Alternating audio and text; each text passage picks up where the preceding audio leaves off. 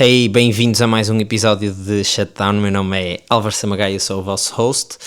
Esta semana temos muitos temas, eu acho que vai ser um bocadinho mais curto. Temos desde notícias em AI, desde bife entre duas empresas, entre a Apple e a Anthropic, o que é que está a acontecer, bife científico. Temos as principais novidades sobre a estratégia de AI da Meta, portanto eles andam aí a fazer os seus moves e são moves bem caros.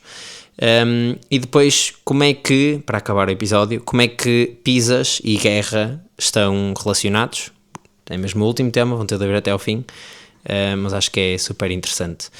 Se ouviram os outros episódios e têm gostado, não se esqueçam de partilhar, não se esqueçam de comentar, não se esqueçam de deixar as estrelinhas e subscrever. É a maneira mais fácil de ajudar o podcast a crescer e a continuar. E, portanto, vamos para o episódio.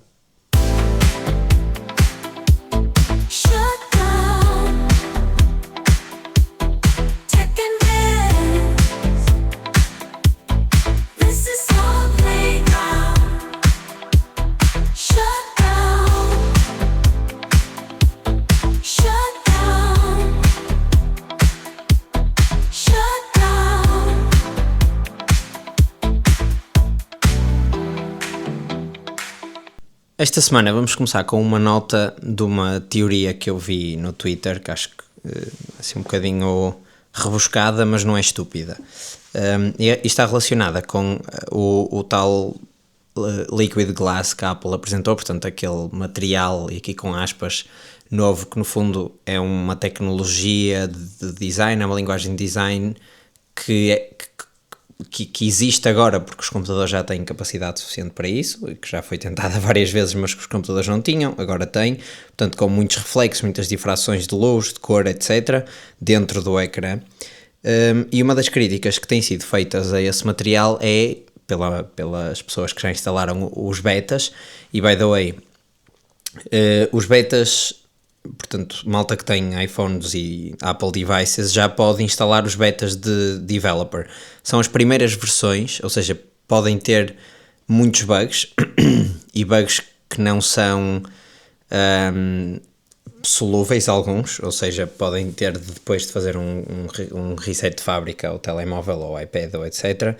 Portanto, não é muito recomendável que o façam no vosso telemóvel principal. Se quiserem, convém fazerem um backup para depois conseguirem, e façam o backup antes de fazer o upgrade, porque se fizerem um backup depois de fazer o upgrade, ele volta para o sistema operativo novo. Portanto, tem de ser um backup antes, ou seja, é um bocadinho tricky. Eles normalmente lançam, para além dos developer betas, esses saem logo no dia da conferência, eles depois lançam também os public betas, e esses já são, digamos, se calhar a terceira ou quarta versão dos developer betas, já são muito mais estáveis, e esses devem sair por volta da primeira semana de julho. Portanto, se quiserem esperar até lá para testar, se não, corram o risco, e tenho isso nos vossos dispositivos. Eu ainda não tenho no meu, estou a instalar no iPad, que acho que é assim um dispositivo que não sofre tanto se tiver de lhe fazer um reset, mas no telemóvel acho que vou esperar, até porque alguns dos bugs não são coisas do género o telemóvel não liga ou qualquer coisa disso, basta ser coisas mais pequeninas, tipo a aplicação do banco não é compatível com este novo sistema operativo, por exemplo. Eu estou a dizer isto, não sei, não testei, mas estas coisas acontecem, e isso é uma coisa que é muito chata, e temos de esperar ou fazemos ou revertemos o upgrade, ou então temos de esperar que os desenvolvedores da aplicação do banco criem compatibilidade com o novo sistema operativo, e que pode não ser assim tão cedo, porque estes sistemas operativos só saem para o público em setembro, outubro, e portanto passam o verão todo sem acesso ao banco no vosso telemóvel. Mas voltando àquilo que eu estava a dizer, portanto, eles lançaram este novo material, esta nova tecnologia de design, digamos assim, e uma das críticas que têm sido feitas é demasiada transparência. Portanto, temos ícones transparentes, no limite, até por cima de outras tiles transparentes, ou seja, uma série de transparências por cima umas das outras, e que torna o texto muito difícil de ler. Nós agora o que temos é um quadrado branco, esbranquiçado, como se fosse um vidro fosco, não é? Que tem as letras por cima e que depois se adapta ao fundo, e põe as letras mais escuras ou mais claras. Neste caso, não, é um bocadinho mais difícil de ler. E isto não é vai contra um bocadinho aqueles princípios, pelo menos básicos, de design. Eu não sou designer, mas acho que é a facilidade, ou seja, o utilizador tem de se sentir nem tem de estar a pensar que tem de se esforçar para ler qualquer coisa. E o que as pessoas têm sentido é que têm alguma dificuldade em ler e que parece não ser assim um move muito à la Apple, que o Steve Jobs está a mexer lá dentro do caixão. Mas a teoria, e agora sim chegando aqui ao ponto fulcral, a teoria era que quando, e acho que a Apple acredita nisto, quando os devices, ou o main device das pessoas for um wearable que vive na nossa cara, o ambiente de realidade aumentada, não é? Por exemplo, os óculos da Apple, os Vision Pro, não podem, ou para um funcionamento seamless, que não seja só entretenimento, estar sentado no sofá a ver um filme. Portanto, se eu quiser usar uma versão daquilo mais pequenina no dia-a-dia e que me vá passando informação no ecrã, etc., a informação não pode bloquear o mundo real, não é? Eu não posso estar a andar na rua e de repente aparece-me um ecrã opaco que eu não consigo ver nada do que está à minha frente. Lá está, tirando nos casos em que estou a ver filmes ou a jogar jogos ou qualquer coisa. E essa interação entre mundo real e UI que não é obstrutiva é uma coisa que se calhar vai exigir algum treino das pessoas. Portanto, as pessoas vão ter de se habituar a lidar com uma UI que interage muito mais naturalmente com o mundo real e que, portanto, naturalmente vai ter de ser mais transparente. E no fundo o que a Apple quer, e isto lá está, é a teoria, é treinar as pessoas para esse futuro, para depois quando lançarem o seu Apple Vision Air ou qualquer coisa do género que seja possível andar com ele na rua e que não pareçamos uns astronautas, as pessoas já estão habituadas e já conseguem reconhecer padrões e ler as coisas muito mais facilmente, porque os telemóveis também já são assim. Claro, lá está, teoria.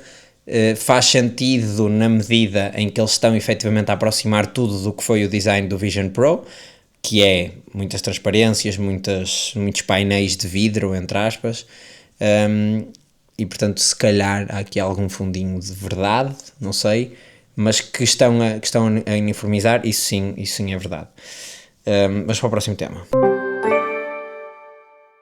Agora vamos falar de outro Big Tech, e esse segundo Big Tech que vamos falar é a Meta, Facebook, Instagram, etc. O Mark Zuckerberg, em abril deste ano, disse que no que falta do ano, portanto na LlamaCon, lá na conferência da AI da Meta, ele disse que a Meta ia investir muito dinheiro em inteligência artificial. E, dito e feito, houve duas coisas que eles fizeram. Eu vou começar por uma e depois vou à segunda. A primeira foi comprar uma empresa que se chama Scale AI, e esta empresa, o que é que faz e porque é que isto é relevante? Portanto, esta empresa, primeiro ele comprou por cerca de 15 mil milhões de dólares, foi 14 qualquer coisa, e estou aqui à procura do número certo, só para não ficar, está aqui, 14,3 mil milhões de dólares, portanto 14 bilhões, digamos assim, americanos. E o que é que esta empresa faz? Esta empresa tem como seus clientes a Google, a própria Meta, a OpenAI, a Anthropic, e é uma empresa de criação de dados para treinar modelos de AI. E portanto, o que é que isto nos diz sobre a Meta e sobre o que é este move que o Mark Zuckerberg fez? Primeiro, que ele percebe, e isto vai muito de acordo com aquilo que eu tenho dito nos episódios anteriores, que é, nesta altura em que os modelos já estão, as arquiteturas dos modelos estão muito parecidas, o que distingue a performance do modelo é a qualidade dos dados, em que dados é que estes modelos são treinados, e como é que os dados são passados ao modelo, ou seja, depois muito mais táticas de treino do que propriamente maquinaria e arquitetura de modelos e etc. E é neste gap que a Meta se encontra. A Meta está muito atrás dos outros players, portanto da OpenAI, da Google e da Anthropic principalmente, são assim as maiores. O modelo Llama 4 é muito capaz e tem uma vantagem que é open source, mas neste mundo em que não é assim tão fácil retreinar um modelo de raiz, o facto de ser open source, a principal vantagem, digamos assim, é o facto de eu poder usá-lo gratuitamente e não ter de, ou vá, mais barato e ter só de alugar as máquinas para me correrem um modelo e não ter de pagar os créditos da API, e posso pôr em máquinas mais potentes ou menos potentes e, portanto, conseguir acelerar um bocadinho mais o modelo. Não estou 100% dependente, por exemplo, da API da OpenAI, mas o modelo em si não é tão capaz como os outros, principalmente na parte de reasoning, que foi assim a grande novidade nestes modelos e é o que estas empresas têm investido cada vez mais tempo. E, portanto, uma das razões provavelmente será que a Meta não tem acesso aos mesmos dados ou à maneira como estes dados são preparados da mesma forma que as outras empresas. E o que o Mark Zuckerberg faz, primeiro, isto já foi labeled como sendo uma compra um bocadinho de desespero, porque eles estão atrás e o move deles de mudarem o nome para Meta, para apostarem no Metaverse, não resultou muito bem, não é? Se pensarmos Meta, não diz o que é que a empresa faz, mais valia terem se mantido como Facebook e simplesmente terem ido atrás de outras coisas. E o que eles querem agora é transformar-se numa empresa da AI e, portanto, vão canalizar dinheiro que ganham no Facebook e nos ads e etc. para investirem em AI. Compraram esta Scale AI. Isto vai fazer o quê? Vai fazer com que as outras empresas parem de ser clientes da Scale AI. E por isso é que a compra não foi uma compra de negócio, ou seja, não é isto é uma boa empresa, eu vou adquiri-la porque vai ser um bom negócio e eu vou fazê-la crescer ainda mais. Isto foi praticamente, e isto é a opinião, não é? Não sabe o que é que vai na cabeça deles, mas praticamente terá sido uma compra para perceber o que é que as outras empresas têm acesso, o que é que as outras empresas estão a fazer para ele conseguir catch up nos seus modelos. Ou seja, ele comprando 49% da empresa, não é sócio maioritário, ou se calhar se calhar é, isto também não sabe, não é? Mas se calhar é o sócio que tem maioria, mas sozinho não consegue ser maioritário.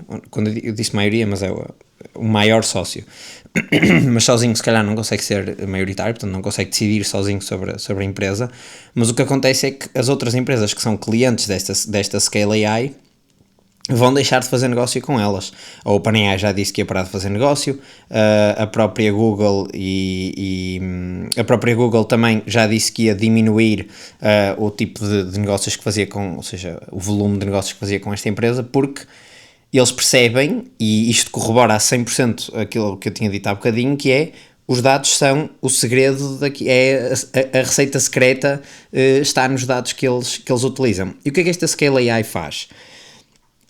Esta Scale AI cria dados de treino de modelos utilizando pessoas. Portanto, eles contratam pessoas, pagam a hora, para criar dados de modelos de todo o tipo. Desde dados super simples, como dar labeling a imagens, por exemplo, esta imagem é de um cão, é uma imagem de um gato, etc. E isso era o que se usava, esta empresa já tem algum tempo, era o que eles usavam no início, quando os modelos estavam, digamos, eram bebés e estavam a conhecer o mundo. Agora, o que esta empresa também tem feito é criar dados muito mais complexos para alimentar os processos de reasoning. Ou seja, quando há um problema complexo que o modelo tem de resolver, o que ele faz, e agora quase todos eles mostram, dá para ver o chain of thought, o pensamento, portanto, o caminho, os passos que ele desenha. Normalmente o modelo diz, ok, para resolver este problema vou ter de pesquisar isto primeiro, depois com o resultado disto faço isto, tal. E estes dados, esta linha de pensamento tem de ser dada como dados de input, algures, durante o treino do modelo. Portanto, ele sabe a semântica toda, o modelo já sabe a linguagem toda, já sabe o que é que tudo significa. Agora temos é de os ajudar a saber conectar as palavras e pensar e, portanto, criar uma série de pensamentos lógicos. Então, o que é que a empresa faz? Ela contrata experts, nomeadamente PhDs, portanto, malta que tem doutoramento em áreas ultra específicas, coloca problemas complexos e as pessoas que têm os doutoramentos escrevem os planos de como resolveriam aquele problema. E são estes dados que depois são alimentados ao modelo. Isto feito numa escala gigantesca, portanto, massivamente, porque tem de ter muitos dados, não é só um cientista que vai fazer isto funcionar. E aqui é que está, digamos, o segredo desta Scale AI, que na verdade não tem nada de scalable, porque se estamos a depender de humanos, isto não é muito scalable. Mal a notícia saiu que a Meta ia comprar a empresa, a compra ainda não está verificada, porque isto agora vai sempre a antitrust e etc. Mas mal a notícia saiu de que a Meta estava interessada em comprar a empresa e que tinha feito mesmo a oferta, as outras empresas, portanto a OpenAI, etc., desligaram logo a torneira, fecharam logo a torneira e começaram a fazer contratos com os competidores. Os competidores, aqui na notícia que eu li, disseram que viram o seu negócio triplicar e quadriplicar. Acho que há uma empresa portuguesa que faz uma coisa do género, que é a Defined AI, que criava datasets para treinos de modelos de AI em áreas em que os dados não estavam muito acessíveis. Não sei se entretanto isso se manteve ou não. Outra coisa interessante desta compra é que o CEO da Scale AI sai da empresa e passa a ser um diretor executivo na Meta, numa equipa que eles estão a criar de novo, e este é o segundo move. Portanto, o primeiro era, estava a falar de que a Meta ia gastar muito dinheiro. A primeira era a compra da Scale AI, a segunda é esta, que é, eles vão criar uma equipa que se chama AI Superintelligence, eles querem criar isto, AI Superintelligence é outra maneira de dizer AGI, no fundo, e que quem vai liderar essa equipa é o Alexander Wang, que era o CEO da Scale AI, que tem só 28 anos, e que foi roommate do Sam Altman, da OpenAI, portanto, engraçado. E esta pessoa, por um lado, passa a ser uma das pessoas mais relevantes no mundo da AI de repente, porque a Google tem a DeepMind, a OpenAI já era um AI Lab, não é? A Anthropic a mesma coisa. A Meta andava ali assim um bocadinho, tinha uma equipa de AI, que era eles publicavam sempre artigos com um nome que era o FAIR, que era Facebook AI Research, uma coisa assim do género. Mas eles agora criam esta nova equipa exatamente do género. Olha, vocês têm recursos infinitos, façam o que quiserem. E estes recursos infinitos não são infinitos, mas são muitos recursos. Os salários nesta equipa chegam a 9 dígitos. E portanto, 9 dígitos, façam as contas, são centenas de milhões de euros de salário, ou pelo menos uma centena de milhões de euros, e é em salário, ou seja, não é só shares, suponho que tem ali um mix, não é? Mas a Meta está mesmo a investir, o Mark Zuckerberg quer investir nisto de forma muito, muito, muito agressiva. Mas pronto, estes foram os dois moves que a Meta fez em AI, foram assim compras não, mas investimentos avultados. Em resumo, os dados é o mais interessante. A Meta, no fundo, quer ter acesso. Não interessa se isto deixa de ser um bom negócio, até porque tirou de lá o CEO, as outras empresas vão deixar de fazer negócio com a Scale AI. Ok, mas eu paguei 14 mil milhões de dólares para perceber exatamente como é que a OpenAI e a Google treinaram os seus modelos, em que dados, e eu posso, se calhar, agora também utilizar esses dados. Entretanto, isto não sei se foi bem visto ou não pelos investidores, parece-me ser um bocadinho uma compra de desespero, mas se calhar vai resolver efetivamente o problema que eles tinham. E ok, há um bocadinho aquela máxima de não se atirar dinheiro para cima dos problemas, mas ele decidiu atirar dinheiro, e é assim que vai tentar resolver este problema. Vamos para o próximo tema.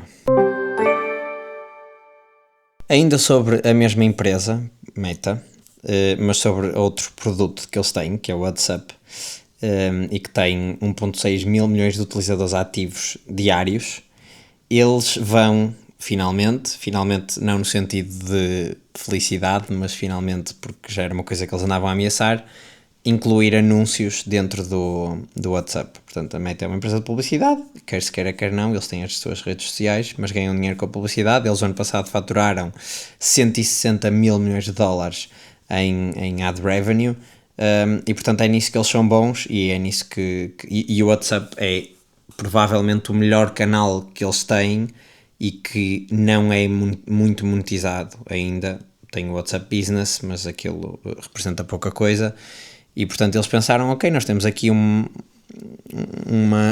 base de utilizadores gigantesca que não está a ser monetizada, vamos tentar monetizar isto. Eles tentaram respeitar, como é que isto vai funcionar? Eles tentaram respeitar uma regra, digamos assim, que os fundadores do WhatsApp queriam, que era não ter ads, e a maneira deles respeitarem essa regra foi não interferir com as tabs de conversas das pessoas, ou seja, os ads não vão aparecer nas conversas, vão aparecer nos updates, que é onde aparecem os stories do WhatsApp. Deve haver alguns sítios no mundo que se calhar isso se usa muito, eu pelo menos no meu círculo de amigos e assim, ninguém usa os stories do WhatsApp para nada. Mas pronto, aquilo o WhatsApp tem tipo uma página de explorar em que vai ter não só, portanto, stories de pessoas que pagaram, pessoas, empresas, etc., como também vai ter canais, e esta é a segunda novidade, vai ter subscrições de canais, ou seja, no fundo eu vou poder entrar num canal de uma celebridade ou qualquer coisa do género e esse canal é pago, quase como se fosse um chat privado, um Patreon, digamos assim, uma comunidade que eu tenho de pagar para poder estar lá dentro. Isto é uma coisa que já existe no Instagram, algumas celebridades também já têm estes channels e vão partilhando lá updates de uma forma um bocadinho mais privada, se calhar, apesar daquilo depois ter muita gente, mas isso também vai chegar ao WhatsApp e se eu quiser promover o meu canal também posso pôr lá o meu canal mais acima e aparecer mais acima. Isto é interessante porquê? Porque efetivamente eles já tinham falado, e se formos vendo as conversas que o Mark Zuckerberg e o Adam Mosseri, que é o Head of Instagram, vão tendo e vão dando, todos eles têm uma linha de pensamento muito clara, que é a próxima grande coisa e onde as pessoas passam muito tempo e onde as pessoas partilham a maior parte das suas informações é nas mensagens, quer seja com amigos, quer seja em chats, quer seja em comunidades, é nas mensagens que as pessoas interagem de forma mais real e natural e não nos posts ou nos reels, etc. E portanto essa interação ainda não é muito monetizável, eles conseguem chegar instantaneamente, ou seja, o WhatsApp consegue chegar instantaneamente a mais gente que se calhar o Facebook e o Instagram, e não tem uma maneira ainda muito boa de o fazer, porque eles, se começarem a pôr ads no meio das conversas, acho que as pessoas rapidamente voltam para os SMS, porque pronto, ninguém tem de suportar aquilo. E portanto é aqui uma mina de ouro, mas que não pode ser muito aberta, ou seja, não se pode minar muito, porque é preciso ter cuidado para ver se não estragamos se não estragamos isto e se as pessoas não saem. Estava agora a pensar se pensarmos naquela metáfora da mina de ouro, isto sobre o tema anterior, portanto, no AI, que é a corrida ao ouro, os modelos são o ouro, não é? E depois há sempre aquela questão de a Nvidia está a vender as picaretas, está a vender os processadores para os data centers, para se treinar os modelos de AI. E se quisermos pôr o Scale AI, esta empresa que a Meta comprou, na mesma metáfora, se calhar são as balanças para depois pesar o ouro e ver se aquilo é puro ou não, ou qualquer coisa do género. Ou seja, o que depois dá valor e o que vai fazer com que uma pepita de ouro seja melhor do que a outra, portanto um modelo seja mais valioso do que outro. Mas voltando aqui ao tema do WhatsApp, portanto eles claramente querem monetizar isto, já viram que isto era uma oportunidade ótima. Em 2020 eles tinham essa ideia e depois, ou seja, eles tinham planeado isso e voltaram atrás com a sua ideia, e em 2023 disseram que iam avançar, mas que ainda estavam a estudar qual seria a melhor abordagem.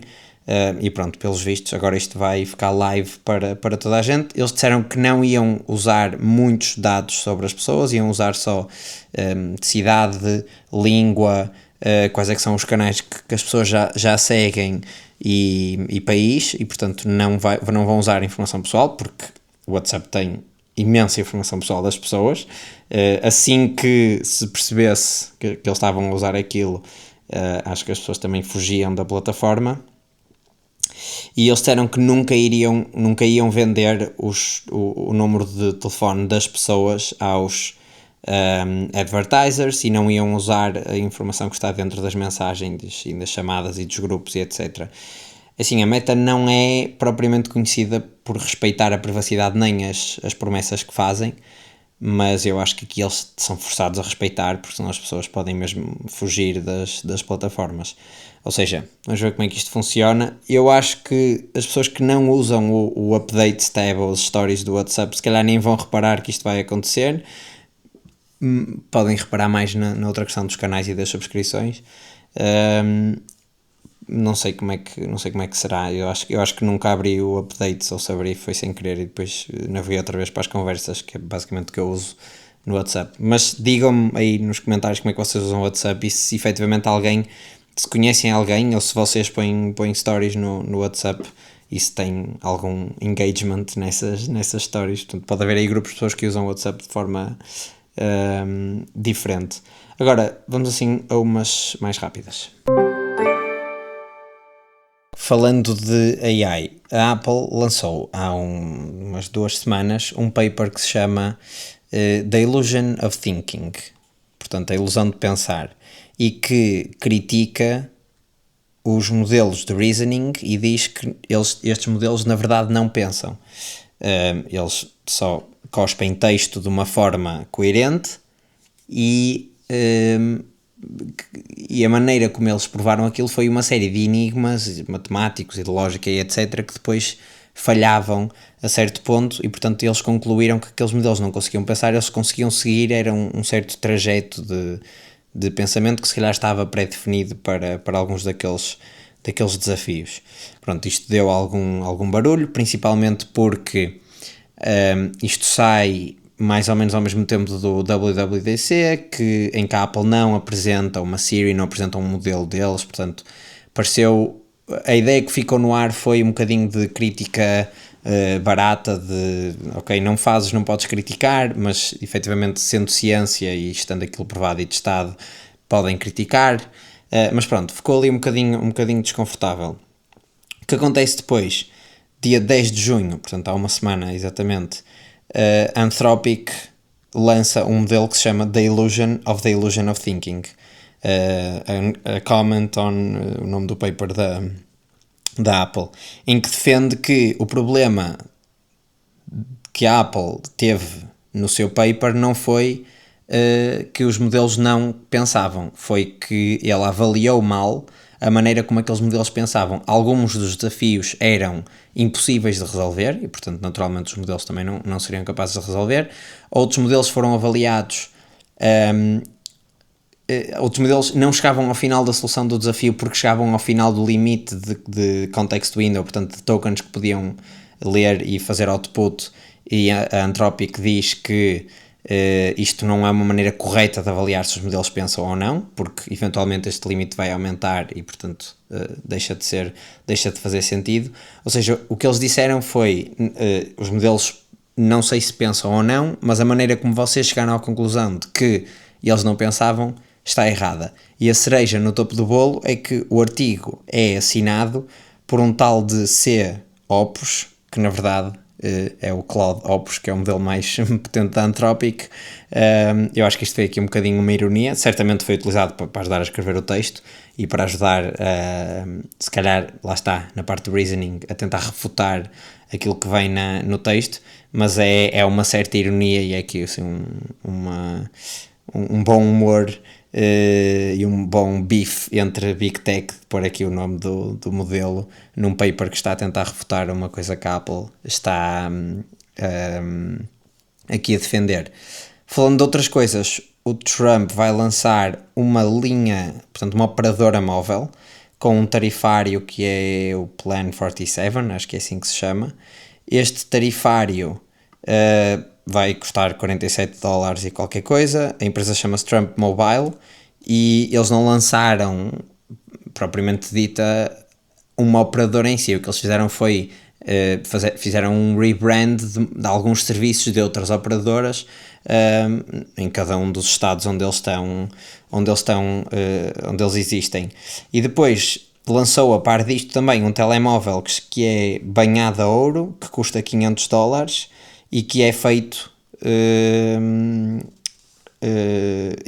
nos Estados Unidos, ou ele diz que é feito nos Estados Unidos, mas os analistas dizem que é impossível um telemóvel custar $500, ser banhado a ouro e ser feito nos Estados Unidos, e portanto provavelmente ou não é feito nos Estados Unidos, ou há aqui alguma coisa, ou ele está a subsidiar isto de alguma forma. O plano vai custar $47,45, porque o Trump foi o 47º e o 45º presidente dos Estados Unidos, e para além do plano móvel, que tem uma série de benefícios, tem também teleconsultas, e acho que tem uma série também de seguros, ou de partes de benefícios de seguros de saúde e etc. O mais interessante não é ele lançar uma marca de operadora móvel. O mais interessante é aquilo que eu também já falei em alguns episódios, ele aproveitar-se da figura e do reach que tem como presidente dos Estados Unidos para criar riqueza pessoal e, portanto, para criar empresas que bebem desse sucesso e dessa exposição. Se nós pensarmos bem, o nosso governo caiu um bocadinho por um escândalo do género, portanto o nosso primeiro-ministro tinha negócios que não estavam bem documentados, e isso fez o nosso governo cair. Errado ou certo é debatível, e acho que pronto, foi debatido efetivamente. E do outro lado do oceano temos o Trump: não, eu vou fazer negócios, vou aproveitar que sou o Presidente da República para isto compensa, e isto dava um reach, e as pessoas vão ter o Trump Phone ou o Trump Mobile ou whatever, só porque eu sou um dos homens mais famosos e mais conhecidos do universo. Pronto, é assim um bocadinho distópico, e ainda por cima ele faz isto a meio de uma guerra, de uma invasão, mas pronto. Agora, o último tema é uma coisa muito engraçada, que é um índice, tal como há o Big Mac Index. Há uma coisa que se chama o Pentagon PISA Index, Pentagon porque está relacionado com o Pentágono, portanto o edifício, digamos, a base militar principal dos Estados Unidos, onde tudo é controlado, e a parte da PISA é porque quando existem, ou antes de existirem eventos de relevância mundial, em que os Estados Unidos estão envolvidos ou não, normalmente há um aumento gigante da procura de pizzas nos restaurantes à volta do Pentágono e ali naquela zona de Washington DC. Isto é verdade desde 1980, portanto há pessoas a acompanhar e com trackers de atividade de restaurantes de pizza, e normalmente esta atividade ou vem dos próprios restaurantes, ou o Google Maps também dá a atividade destes restaurantes, ou por exemplo recordes em encomendas de pizzas.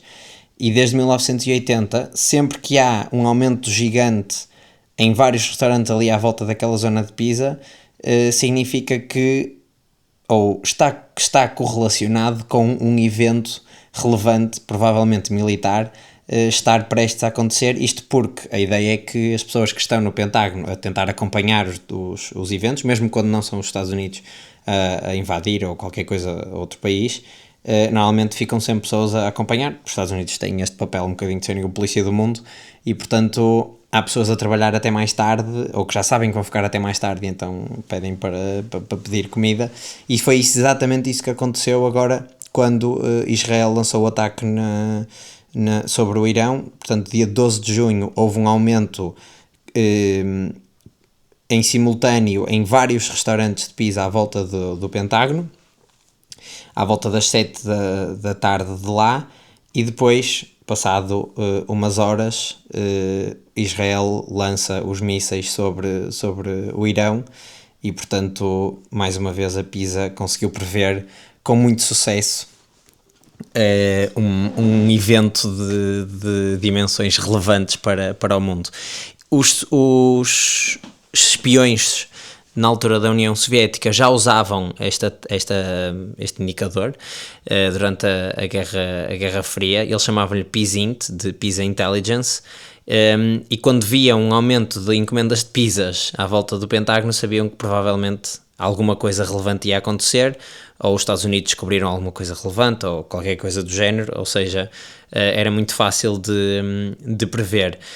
No dia, ou na noite de 1 de agosto de 1990, a CIA encomendou um número recorde de pizzas numa noite, que foram 21 pizzas, e passado umas horas o Iraque invade o Kuwait e portanto começa a Guerra do Golfo, ou seja, existem mesmo muitos acontecimentos que estão relacionados com um aumento gigante no número de encomendas de pizza, e estes analytics e portanto estes insights às vezes dizem muito mais do que os espiões estarem a tentar descobrir e a descodificar mensagens e etc. Às vezes basta olhar para o Google Maps e dá para perceber quando é que as coisas vão acontecer. Claro que isto não está provado, essa é uma coisa engraçada, mas leiam, eu vou deixar aqui a notícia para vocês lerem e para vocês verem, acho que é super giro. Agora que temos a informação e a internet a capturar tudo, conseguir perceber quando é que vai haver uma invasão só porque houve uma série de diplomatas ou de militares que fizeram, que vão ficar até tarde e acharam, olha, uma pizza para controlar aqui estas invasões. Pronto, é isto que temos por hoje, vários temas muito diferentes. Se gostaram, já sabem, partilhem isto com alguém, deixem aí comentários sobre alguma coisa que concordem, que não concordem, que vocês acharem que devem comentar. Subscrevam, não se esqueçam, e deixem as estrelinhas, e vemo-nos na próxima semana.